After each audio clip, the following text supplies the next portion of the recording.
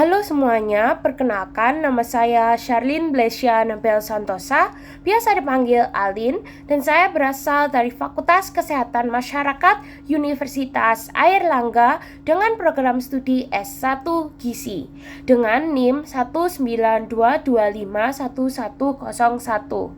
Hari ini sebagai anggota peserta magang EDS Internship tahun 2025, saya berdiri di sisi kontra melawan mosi debat. Sebagai pemerintah Indonesia, Dewan ini akan memprioritaskan beasiswa prestasi seperti beasiswa unggulan, LPDP, dan beasiswa lainnya yang menggunakan capaian prestasi sebagai syarat utamanya dibandingkan beasiswa tidak mampu seperti bidik misi, KIPKA, dan lain-lain yang diberikan kepada masyarakat ekonomi menengah ke bawah. Saya izin memulai debat saya. Pendidikan bukan sekadar jalan menuju pekerjaan, tetapi hak fundamental setiap manusia. Sayangnya di Indonesia masih banyak anak bangsa yang pintar dan penuh potensi, tetapi mereka terpaksa harus mengubur mimpinya karena terhalang salah satu faktor, biaya. Oleh karena itu, saya percaya memprioritaskan beasiswa untuk mereka yang secara ekonomi kurang mampu adalah langkah paling tepat dan adil. UUD 1945 pasal 31 ayat 1 menegaskan bahwa setiap warga negara berhak mendapat pendidikan. Ayat 2 bahkan menyebut pemerintah wajib untuk membiayainya. Artinya, pendidikan bukan privilege, melainkan hak konstitusional. UU nomor 20 tahun 2003 tentang sistem pendidikan nasional juga memperkuat hal ini. Pasal 12 ayat 1 huruf C menyebut bahwa peserta didik berhak mendapat beasiswa bagi yang berprestasi dan atau bantuan biaya pendidikan bagi yang tidak mampu. Jadi, sudah jelas, Undang-undang mengakui bahwa kondisi ekonomi adalah dasar penting pemberian beasiswa.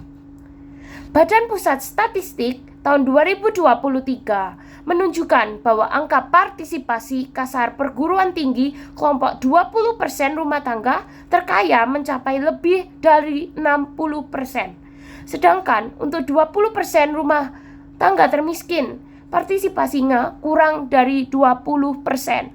Apa artinya? Anak dari keluarga kaya 3 kali lebih mungkin kuliah dibanding anak dari keluarga miskin. Tanpa beasiswa afirmasi, anak dari keluarga kurang mampu akan sulit sekali masuk perguruan tinggi. Padahal pendidikan adalah jalan keluar dari siklus kemiskinan. Dengan kuliah, mereka bisa mendapatkan pekerjaan yang lebih layak dan mengangkat taraf hidup keluarga. Beasiswa untuk yang tidak mampu adalah social elevator yang nyata. Prestasi akademik seringkali bias terhadap mereka yang punya fasilitas. Anak dari keluarga kaya bisa ikut kursus, punya akses internet, buku lengkap, bahkan bimbingan privat. Sementara anak dari keluarga miskin, meski sama cerdasnya, sering tidak bisa menunjukkan prestasi formal karena keterbatasan. Jika beasiswa hanya diprioritaskan berdasarkan prestasi, maka yang kaya akan semakin diuntungkan dan jurang kesenjangan semakin lebar. Dengan memprioritaskan beasiswa tidak mampu, kita memberi kesempatan yang adil bagi semua. Kementerian Pendidikan mencatat bahwa lebih dari 1 juta mahasiswa penerima KIP kuliah pada 2022 menyatakan tidak akan bisa kuliah tanpa bantuan tersebut. Fakta ini membuktikan bahwa beasiswa untuk masyarakat miskin benar-benar menyelamatkan generasi. Selain itu, penerima beasiswa ekonomi rendah biasanya memiliki motivasi yang lebih tinggi. Mereka sadar pendidikan adalah satu-satunya jalan keluar. Dengan dukungan negara, mereka tumbuh menjadi lulusan yang loyal, berdedikasi, dan ingin memberi kembali pada bangsa.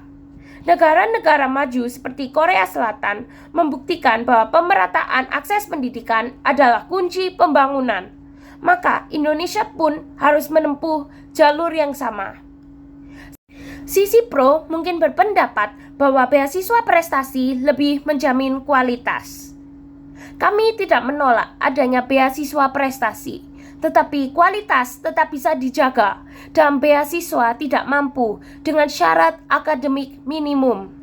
Jadi, tidak asal memberikan beasiswa, tetap ada seleksi ketat, namun beasiswa kebutuhan. Lagi pula, beasiswa prestasi seperti LPDP lebih banyak untuk studi lanjut S2 atau S3, sementara beasiswa tidak mampu menyasar akar masalah. Bagaimana anak dari keluarga miskin bisa masuk kuliah sejak awal? Akses dulu, prestasi akan mengikuti. Berdasarkan konstitusi, undang-undang, data BPS, dan bukti nyata dari program KIP kuliah, jelaslah bahwa prioritas beasiswa harus diberikan kepada mereka yang terhalang secara ekonomi. Kami percaya bahwa pendidikan adalah hak dasar, bukan privilege.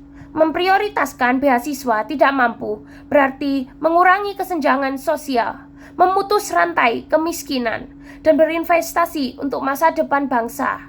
Seperti kata pepatah, ilmu adalah cahaya.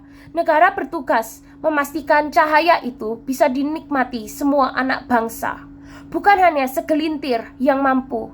Terima kasih.